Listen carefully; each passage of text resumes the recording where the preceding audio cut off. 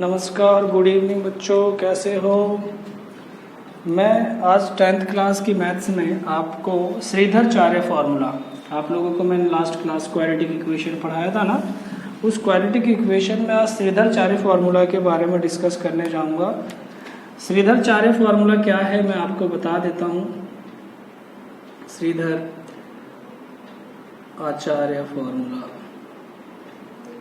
ये श्रीधर आचार्य जी ने इसको फाइंड किया था। इसको मेन क्वाड्रेटिक फार्मूला बोलते हैं, क्वाड्रेटिक फार्मूला। इसमें कोई ज़्यादा दिक्कत वाली बात नहीं है।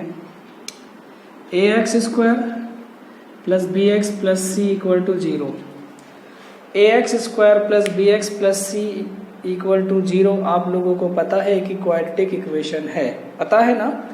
इस क्वाड्रेटिक इक्वेशन के थ्रू हमें कुछ कंडीशंस फाइंड करनी पड़ेंगी। इसमें सबसे पहले श्रीधराचार्य जी ने बताया कि डी फाइंड कीजिए। डी को बोलते हैं डिस्क्रिमिनेंट,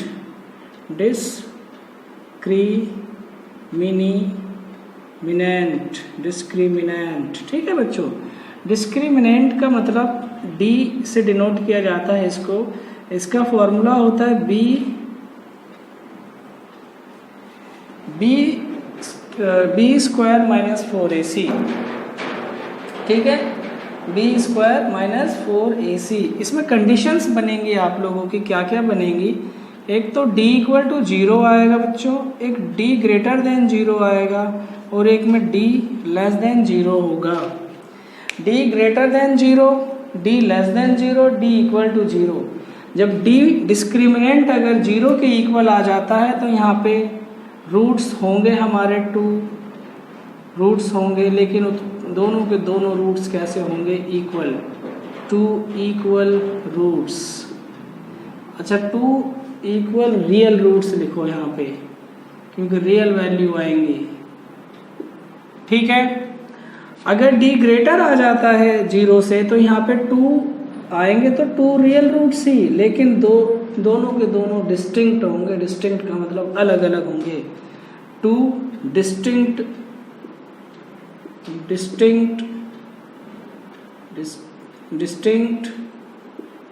रियल रूट्स। यहाँ पे क्या है, 2 डिस्टिंक्ट रियल रूट का मतलब है 2 रूट आएंगे, x की 2 वैल्यू आएंगी, लेकिन अलग अलग आएंगी।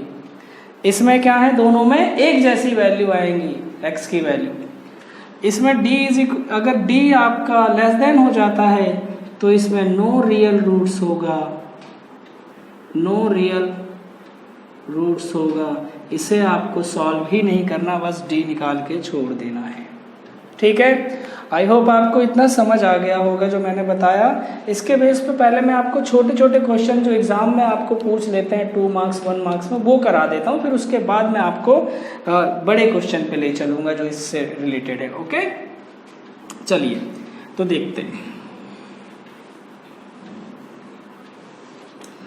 तो मैं पहले आपको बता दूं क्वेश्चन कैसे पूछते हैं एग्जाम में, छोटे से। Find the value of k, find the value of k when equation has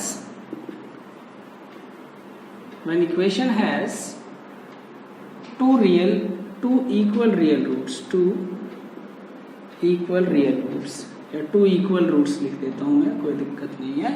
पहले मैं 2 equal real roots मतलब यहाँ पे एक की कंडीशन, इसकी कंडीशन से लेके बताऊंगा, ठीक है। फिर उसके बाद इसी क्वेश्चन को मैं कई तरीकों से तीनों कंडीशन लेके बताऊंगा यहाँ पे। जैसे क्वेश्चन मेरे पास है 2x² + kx - 9 = 0, ठीक है बच्चे, ये क्वेश्चन है। इसमें आपको बोला है कि find the value of k। ये जो k है यहाँ पे कुछ ना कुछ होगा, कोई नंबर ही होगा, रियल नंबर होगा, तो यहाँ पे वो नंबर मुझे फाइंड करना है। एग्जाम में 1 मार्क्स में या 2 मार्क्स में आपसे पूछता है, तो आपको कैसे करना है इस क्वेश्चन को मैं बता देता हूँ। सबसे पहले आप यहाँ पे क्या लिखेंगे, a = 2 लिखेंगे, b = यहाँ पे x के साथ जो चीज़ होती है वो b है तो k हो गया, एंड c = -9, ठीक है ना। यहाँ तक किसी को कोई डाउट नहीं होना चाहिए, ABC आपको फाइंड करना आता है। अब आपको पता है कि we know that when equation has equal roots, जब उसके इक्वल रूट्स होंगे देन d इक्वल टू 0 लिखवाया था ना मैंने, याद है आप लोगों को? अभी इससे पहले आपको लिखवाया था जब उसके 2 इक्वल रूट्स होंगे तो d किसके इक्वल हो जाएगा? 0 के इक्वल हो जाएगा। तो d is equal to B square minus 4ac formula आप लोगों को याद होना चाहिए, याद ही है मेरे हिसाब से, इसमें कोई बड़ी बात नहीं है। और ये किसके इक्वल हो जाएगा?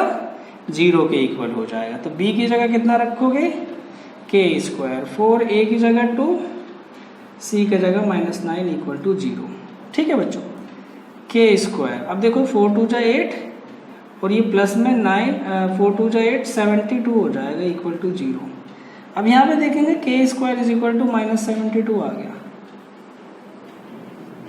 समझ आया कुछ? k square is equal to -72। अब आपने एक चीज सीखी थी, वर्ड क्या सीखा था कि इधर जब स्क्वायर होता है तो उधर जाके रूट लग जाता, सीखा था ना? तो यहाँ पे क्या लिखोगे? k square -72 root. अब यहाँ पे आपने एक चीज सीख तो ली थी ये कि माइनस में ये माइनस प्लस का होता है, इधर माइनस इधर रूट होता है, लेकिन क्या कभी आपने 9th से पहले या 9th तक आपने इस नंबर को अंदर माइनस में देखा था? स्क्वायर रूट के अंदर माइनस में देखा था? नहीं देखा था ना? बिल्कुल। अगर नहीं देखा था तो ये आगे अभी भी आपको नहीं देखना है, आपको इसमें लिख देना है कि does not have any, अच्छा यहाँ पे आपको दिख नहीं रहा होगा, मैं थोड़ा सा, हाँ, तो अभी तक आपने नहीं देखा था। तो यहाँ पे देखो k की जो वैल्यू आ रही है माइनस में आ रही है, इस माइनस की वजह से इसकी कोई रियल वैल्यू नहीं होगी। तो यहाँ पे लिख देना है आपको k doesn't have any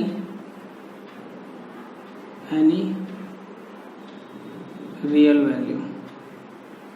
ठीक है, k की कोई रियल वैल्यू नहीं होगी, इसका मतलब ये आगे सॉल्व नहीं होगा। रूट के अंदर अगर कभी भी माइनस में क्वेश्चन आ जाए, आपका माइनस में कोई भी नंबर आ जाए, तो उसको आगे सॉल्व नहीं करना है बच्चों, आपको वहीं पे छोड़ के लिख देना है कि it's not a real number, it's an imaginary number, जो आप 11th क्लास में सीखेंगे। तो ये एक क्वेश्चन था। एक मैं दोबारा से एक और अच्छा सा क्वेश्चन लेता हूँ, या इसी में फेरबदल कर देता हूँ मैं, ज़्यादा कुछ नहीं करना मुझे, सिर्फ यहाँ पे प्लस लगा देना है। ठीक है, यहाँ पे मुझे प्लस लगा देना। तो a is equal to 2, b is equal to k और c is equal to 9। I hope यहाँ पे आपको समझ आ गया होगा। वही सेम वी नो डैट लिख देना, d is equal to B square minus 4ac।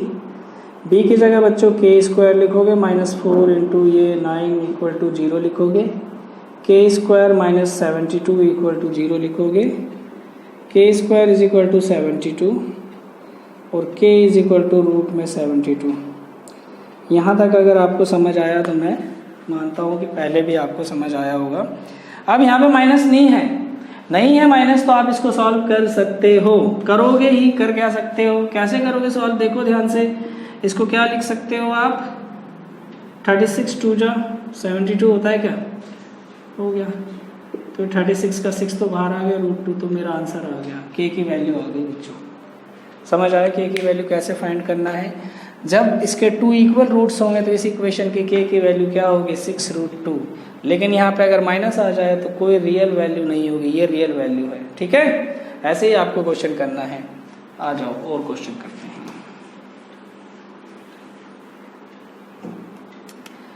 अब यहाँ पे कंडीशन चेंज कर रहा हूं मैं, 2 डिस्टिंक्ट नहीं 2 क्या था लास्ट वाली कंडीशन? नो रियल रूट्स लिख देते हैं। चलो, हाँ, नो रियल रूट्स।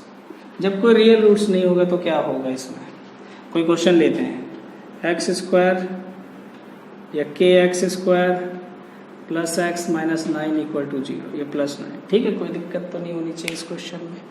करेंगे क्या? देखो ध्यान से, वही a इज इक्वल टू बच्चों यहाँ पे k है, b is equal to 1, c is equal to 9। बस ये दूसरी वाली जो कंडीशन मैंने लिखी है, no real roots, when no real roots, when no real roots.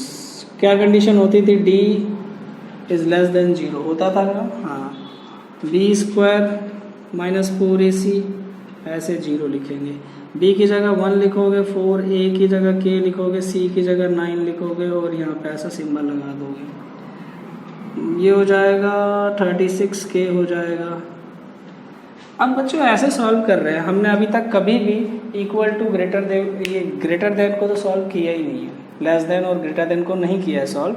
तो यहाँ पे देखो 0 ग्रेटर है इससे, तो यहाँ पे अगर ये 36 है तो अगर इसको आप उधर लेके जाते हैं या ऐसे करो 36k इज इक्वल, ये जो है सिंबल ऐसे कर लो -1, ठीक है, समझ आया? या फिर आप अगर ऐसे नहीं करना चाहते तो 36 को उठा के उधर ले जाओ, 36 जब उधर जाएगा 36k हो जाएगा, तो k की जो वैल्यू होगी ऐसे आएगी, k यहाँ पे देखो 1/36 k, ठीक है? ये समझ आया ना आपको क्या करा मैंने?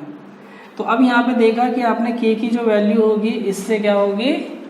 ग्रेटर देन होगी कि नहीं होगी?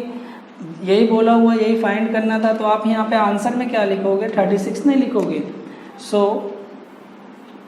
Value of k will be greater than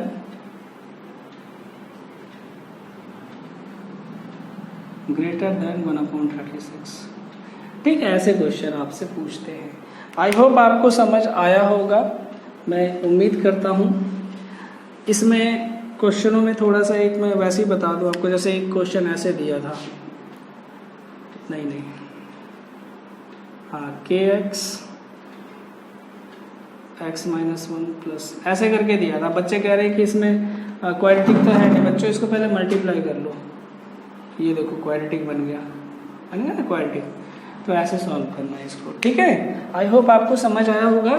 अब मैं श्रीधराचार्य या क्वाड्रेटिक फार्मूला से आपको x की वैल्यू फाइंड करना बता दूं, कैसे फाइंड करना है, ठीक है?